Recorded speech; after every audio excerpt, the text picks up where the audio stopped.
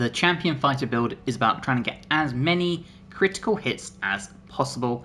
So let's do it. This is my pure champion fighter, level 1 to 12, with a combat tutorial and some items. So let's dip into it. At level 1, you obviously want to take your fighter, and when it comes to a fighting style, we are of course going to take 2-weapon fighting.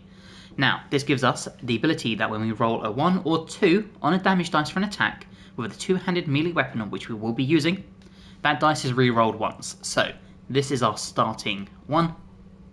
When it comes to your ability in points, we're going to do 16 strength, 14 dex, 16 constitution, and then the last 3 here you can have a mixture of 10, 10, 8 in whatever order you want. And of course with your proficiencies, take whatever you want to. At fighter level 2 we unlock action surge, which grants us an extra action immediately on the turn. This is a really great way of just getting an extra few attacks in depending on your setup. And that brings us very nicely to fighter level 3. Now, we get the specialization available, and of course, champion. Improved critical hit. The number you need to roll a critical hit while attacking is reduced by 1. This effect can stack. And that brings us to fighter level 4 and our first available feat, and for this, we're going to take Savage Attacker. Now, I really like Savage Attacker because even though the champion build is based around getting critical hits, this will ensure that even if we don't get crit, we still get as much damage on the dice as possible. And that brings us to fighter level 5, and to couple with our Savage Attacker, we now have extra attack, which means we have 2 attacks, granting as much damage as possible. Fighter level 6, and we have a new feat available. Now, if you are respeccing this at the end of the game, or in Act 3 I should say, with the gear I'm using, you want to avoid your ability score improvements at this point. If you are doing this build from the start, you want to take your ability score improvement, put it into strength, and then respec when you get the items I'm using. I am going to assume that you are just going to respec at the end and use these items, and we'll continue with that build this way. But if you are doing this from the start of the game, or the middle of the game and you're respeccing there, use your ASIs, your ability score improvements, and bump your strength up to 20, or your con up to 20, either or. But for us, we are going to go and we're going to take our next feat, and that will be Sentinel. Now this gives us Vengeance, Snare, and Opportunity Attack. And essentially what happens is that when an enemy will attack a ally that is near to us, we can use our reaction to make a weapon attack against that enemy. And we gain advantage on opportunity attacks. All of this is coupled together to not only increase our chance of getting a crit by attacking more, but also making use of our things like Savage Attacker to ensure that we do the maximum damage possible. Okay, fighter level 7, this brings us to 67 health, and we get proficiency in one of these, as well as a remarkable athlete jump. Fighter level 8, this gives us our next feat. Now, ideally, you're going to want to, if you're at this point, we're going to respec our abilities, and I'll show you why. It all comes from our gear, and the main thing being the Gauntlets of Hill Giant Strength, which boosts our strength to 23, and the Amulet of Greater Health, which boosts our Constitution to 23, meaning we have these ASIs in Dex, Intelligence, Wisdom, and Charisma free to use whatever. So at this point, if you are respeccing at the end of the game, you're going to want your stat array to look like this. Something that looks like this. So you have your 8 Strength and 8 Constitution, because our items are buffing these up, and then 16 Dex, 14 Intelligence, 14 Wisdom, and 14 Charisma. Theoretically, you just bump your extra point into any one of these. So the feat we would take at level 8 after respeccing completely would be Great Weapon Master. So when you land a critical hit, and that is what this build is based around, you can kill a target with a melee weapon attack. You can make another melee weapon attack as a bonus action that turn. But more importantly, it gives us the ability to do a -5 attack roll penalty for a solid 10 damage. And between our being fighters, we have extra attacks anyway, and our sentinel abilities, we're going to be hitting a lot, and this extra 10 on top is going to be a lifesaver.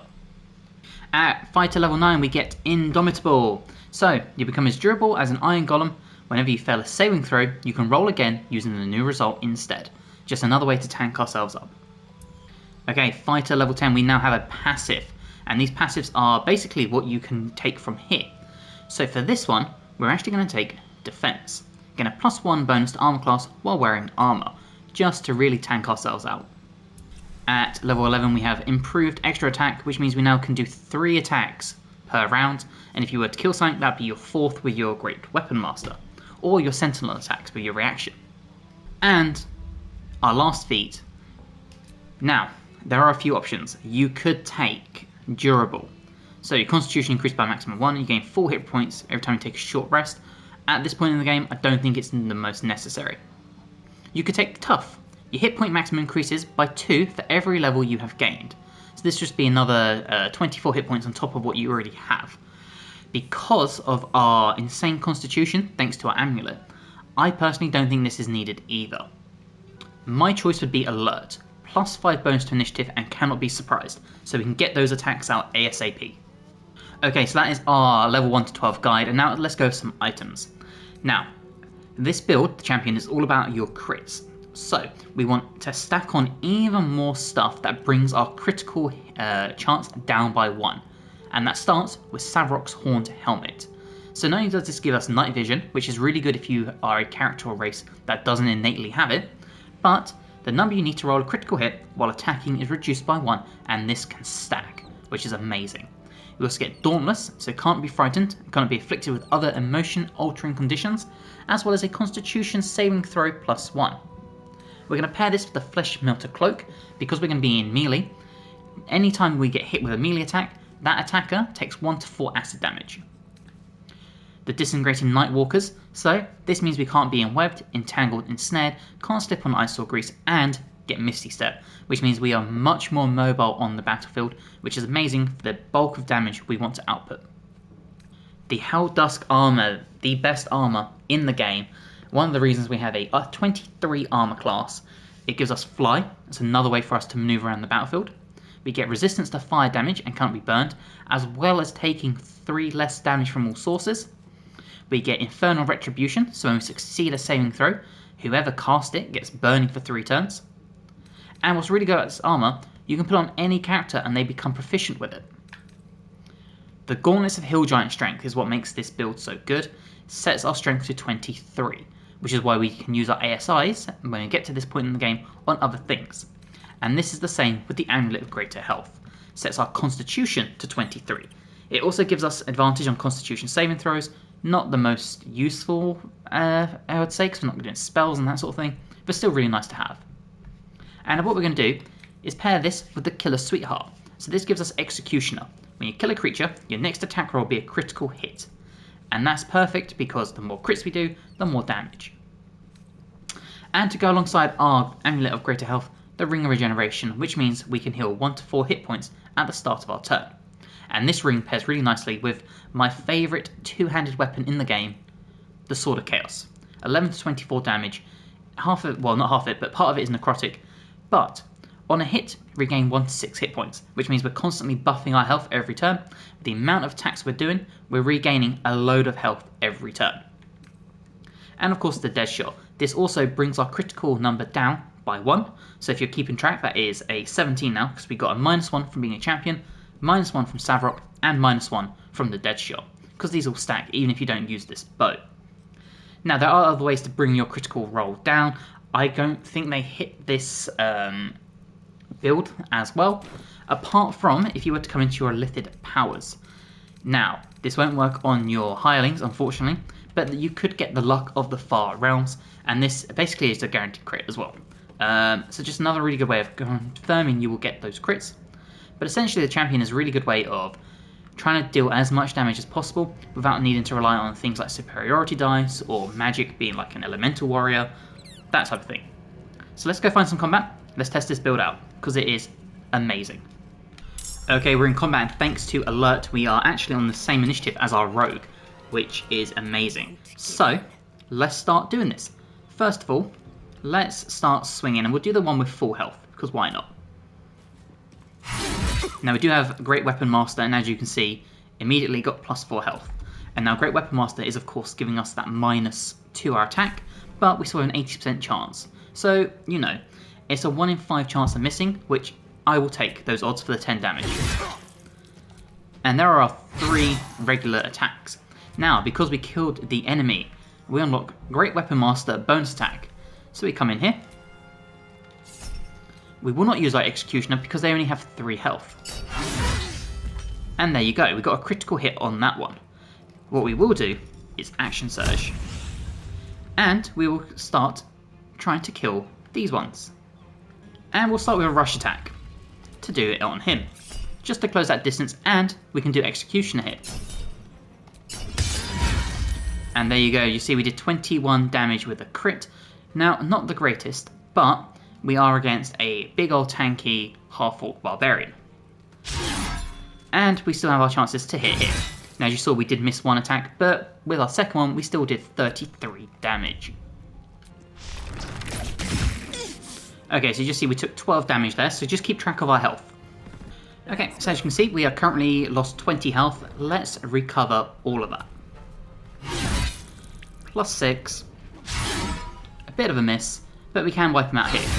And there you go, +3, so we've got another 9 health. And thanks to our movement and stuff, and because it's a new round, we have access to this. However, we are going to have to maneuver ourselves around the battlefield, so we are going to lose our bonus action jumping up here.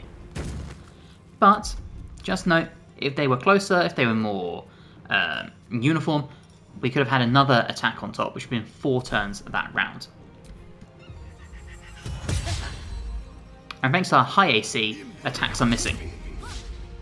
Alright, let's recoup all our health, and hopefully wipe this gentleman out. Was that a miss or was that a hit? It seems to be lagging. Let's find out. There you go, a big crit. And with the crit, we actually did 45 points of damage. And what's really good about this, as I said, we can now move ourselves around the battlefield and come here. And then, if we had our bonus action available, because they weren't so spread out, we'd have to Misty Step. Again, Great Weapon Master bonus attack, we could trigger it. And again, if we turn off all Great Weapon Master, you can see our damage output. Our chance to hit actually goes up only 5%. So if we turn it off, oh there you go, now it's actually figured out properly. But at 6%, it's still pretty good odds. Now that was sadly a very low roll. There you go, big crit thanks to our ability to ability to need less of a high number to crit. Now I wish we could have shown off the Sentinel ability. Unfortunately they didn't want to attack anyone within melee. Now wouldn't it be fitting if we could get a crit as the final hit? We didn't, but we did do a bulk load of damage, and you'll see we actually finished the fight with the exact same amount of hit points as we started, despite the fact us being in the front line tanking as much as we could. And that's what makes the champion so good. You'll notice we had 5, I believe, critical hits that fight, and just continuously stacking these is so good because of the amount of hits we're doing.